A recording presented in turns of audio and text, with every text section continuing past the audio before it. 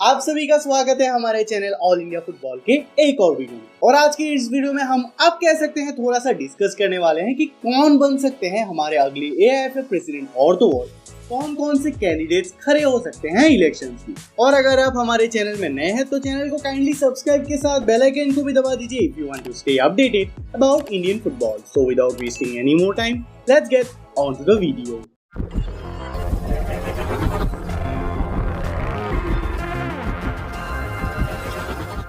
जिन्हें नहीं पता आप सभी को ये बता दूं, सुप्रीम कोर्ट के आदेश के अनुसार प्रफुल्ल पटेल जी को AIFF के प्रेसिडेंसी से हटाया गया है after being accused of continuing his role without timely elections.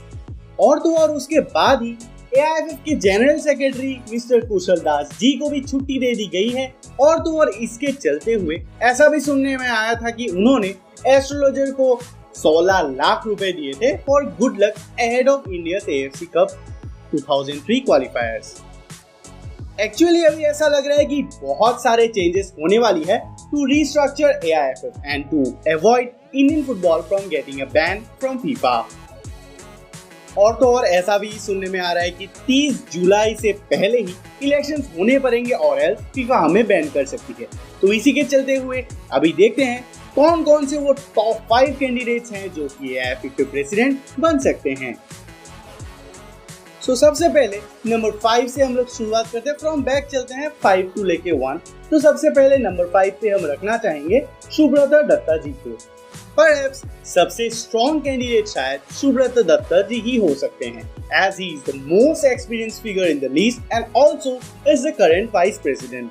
Subrata Datta sir is the kind of person who has a lot of expertise in operating at this level and also has been involved with Indian football for many years. उनके career की बात करें तो उन्होंने Indian football के vice president भी थे, in fact vice president of south west Asian football federation भी रहे हैं। और तो और हम ये भी कह सकते हैं कि AIFF के सारे इन और आउट के बारे में दत्ता जी को पूरे क्लियर थे। और तो और वाइस प्रेसिडेंट भी थे, मतलब पटेल सर के बिहाइंड भी थे, तो उनको बहुत कुछ आता है। मतलब उनका एक्सपीरियंस की जितनी तारीफ की जाए उतनी कम। हम ये भी कह सकते हैं अगर सुब्रत दत्ता सर खड़े होते हैं इलेक्शन में तो he might be a favorite one to win the election due to his good and quality experience. अभी नंबर 4 पे हम पिक किया है टॉम जोस सर को। He is, अगर उनके अभी कैरियर की बात करें तो at right now he is the president of Kerala Football Association 2019 से। उनके आने के बाद से ही हमने देखा है कि कितने अच्छे डेवलपमेंट हुए हैं football in state of Kerala. अगर टीम्स की बात करें तो गोकुलम केरला ने 2 बार बैक टू बैक 2019-20 भी जीते हैं, फिर 2020-21 भी जीते हैं। अब क्या बताएं, फिर केरला ब्लास्टर्स भी इंडियन सुपर लीग के फाइनल तक पहुंच चुकी थी। और तो और हाल ही में अपने संतोष ट्रॉफी भी देखा है। What huge and successful tournament it was. हम ये भी कह सकते हैं अगर टॉम जोस सर खड़े होते हैं तो he might be a good one for our Indian football because he is a football fanatic. He does not have any political mind in his career. Like हमने देखा है कि पिछला जो प्रफुल्ल पटेल सर थे उनका ज़्यादातर पॉलिटिकल बैकग्राउंड था। तो and we really don't want, we now right now want a guy who knows about our Indian football basically. एक ऐसे बंदे को हम चाहते हैं जो कि हमारे इंडियन फुटबॉल को समझे, हमारे इंडियन फुटबॉल फैंस के नज़रिए से देखे कि चीज़ें क्या चल रही हैं। Tom Jones might be a good one according to me. Now let's move ahead. अब तीसरे पोजीशन के हमने एक ऐसे व्यक्ति को पिक किया है जो कि हमारे इंडियन फुटबॉल कम्युनिटी में जाने माने अब कह सकते हैं। He is another Keralite and right now he is the president of Delhi Football Association and उनका नाम है साजी प्रभाकरन सर। उनकी कैरियर के बारे में बात करें तो उन्होंने ज़्यादातर या फिर आप कह सकते हैं he has worked both on and off the pitch. उन्होंने फील्ड में भी काम किया है और ऑफ फील्ड में भी काम किया है। अभी ऑफ फील्ड की बात करें तो उन्होंने चंडीगढ़ फुटबॉल एकेडमी को 4 साल कोच किए हैं, फिर प्रेसिडेंट भी रहे हैं दिल्ली यूनाइटेड FC के, और right now Delhi football association के प्रेसिडेंट भी हैं। और तो और जो सबसे बड़ी बात है वो ये है कि साजी Prabhakaran sir is the founder of football Khelo foundation. अब ये क्या है, ये है कि ज़्यादातर यंगस्टर्स को खेलने के लिए आकर्षित किया जाता है and improve the state of football in the country. तो ये सभी को देखते हुए ऐसा लग रहा है कि शायद साजी प्रभाकरन सर अगर इलेक्शन में खड़े होते हैं तो he will be one of the favourites to win the election. अभी अगले कैंडिडेट की बात करें तो वो है महाराष्ट्र के चीफ मिनिस्टर उद्धव ठाकरे के बेटे आदित्य ठाकरे जी। अभी अगर आदित्य ठाकरे की बात करें तो जी हाँ दोस्तों, ही is a political background guy, but उन्होंने लास्ट 10 साल से बहुत मदद की है मुंबई फुटबॉल एसोसिएशन को डेवलप करने के लिए। और तो और जो सबसे बड़ी बात है वो ये है कि उनको फिर से इलेक्ट किया गया है, या फिर आप कह सकते हैं re elected as the president of Mumbai district football association. और तो और उन्होंने जो सबसे बड़ा काम किया है वो ये है कि उन्होंने 2 मेजर स्टेडियम बनाए हैं as international standard in Mumbai. एक जो कंप्लीट हो चुकी है and ready to use, other one is now going on.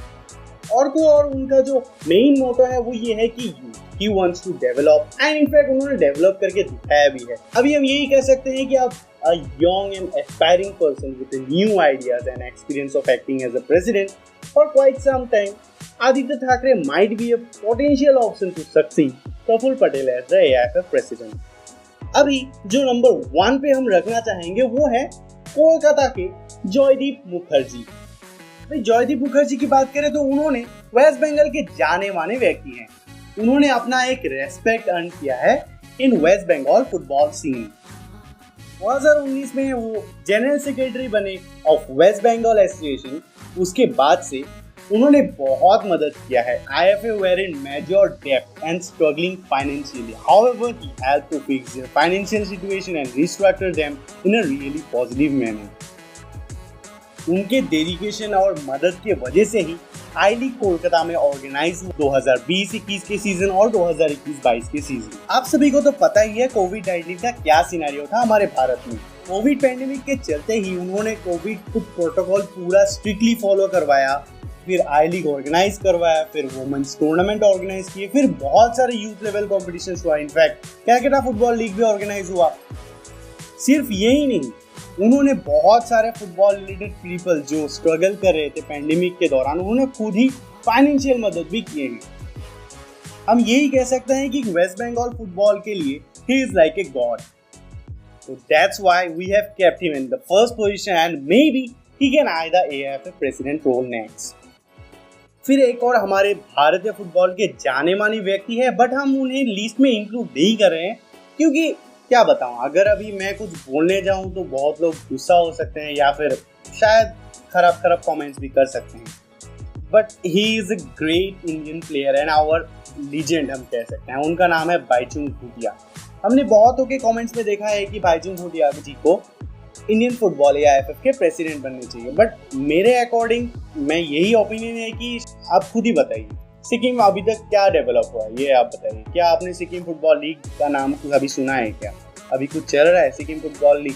या फिर आप अभी देखिए, निर्मल छेत्री सर थे 5 साल पहले, अभी फिर आपका फुरबा लचेंगपा भी हैं, सिक्किम के खिलाड़ी हैं, बट उनके अलावा आप बताइए सिक्किम के कौन से खिलाड़ी हैं जो कि अभी आई लीग में खेल रहे हैं या फिर ISL में खेल रहे हैं, या फिर आप मतलब अकॉर्डिंग टू भी सिक्किम फुटबॉल एसोसिएशन ने अभी तक, मतलब इट्स वेरी बैड टू से, बट मैं अपना खुद का ओपिनियन दे रहा हूँ, इससे थोड़ा डगमगा रहा हूँ।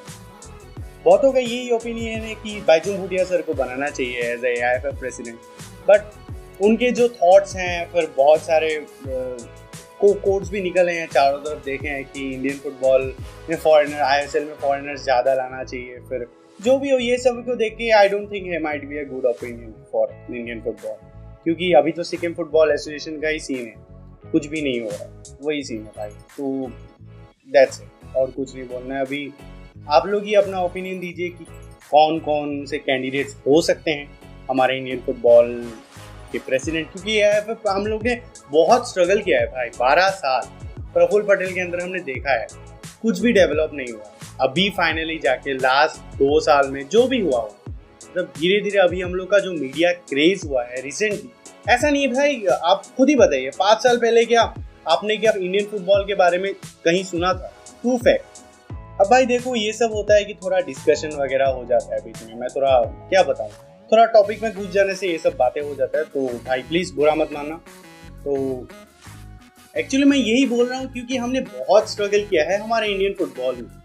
प्रफुल्ल पटेल सर के अंदर हमने बहुत स्ट्रगल किया है, and we really don't want right now any more situations like this. तो जो भी खड़े होंगे AIFF प्रेसिडेंट, हम लोग यही चाहते हैं कि he might be the best one and Indian football को please support our Indian football. And आप सभी से यही रिक्वेस्ट है कि भाई जो भी इंडियन फुटबॉल के लिए काम कर रहा है ना, मतलब जो भी वीडियोस बना रहा है, कोई भी चैनल वीडियोस बना रहा है, या फिर आप खुद ही स्टार्ट कर दीजिए, किसने रोका है? आप खुद ही बोलना चालू कीजिए, कोई तो आपको रोक नहीं रहा है। रिसेंटली इगोर हमारे जो हेड कोच है, इंडियन फुटबॉल के हेड कोच, उन्होंने ये कहा है कि इंडियन फुटबॉल के बारे में आप बात कीजिए, जितना आप बात करेंगे, जितना आप उनके बारे में लिखेंगे, जितना आप उनके बारे में कमेंट्स करेंगे, जितना आप उसके बारे में वीडियोस बनाएंगे, तो उससे इंडियन फुटबॉल का डेवलपमेंट होगा। ये बातें मुझे बहुत अच्छा लगा, क्योंकि इट्स अ ट्रू फैक्ट। अभी आप खुद ही देखिए, आप मैनचेस्टर यूनाइटेड के सारे प्लेयर्स के नाम जानते हैं, बट आप इंडियन फुटबॉल के स्टार्टिंग 11 के नाम भी नहीं जानते हैं। इनफैक्ट एक दो प्लेयर्स के अलावा आप अगर कॉमन बंदे जो इंडियन फुटबॉल नहीं देखता है, या फिर वो फुटबॉल देखता है, तो he knows only one name, Sunil Chhetri या फिर साहल अब्दुल समद की बात कर सकते हैं, बट उनके अलावा किसी और प्लेयर का नाम वो नहीं बता पाएंगे। तो यही सीन है भाई। वो वीडियो बहुत ज़्यादा लंबा हो सकता है, तो इतना ही यही पे मैं समाप्त करता हूँ। तो भाइयों, उम्मीद करता हूँ आप सभी को वीडियो पसंद आया होगा। तो मिलते हैं अगले वीडियो में, तब तक के लिए keep supporting and stay safe.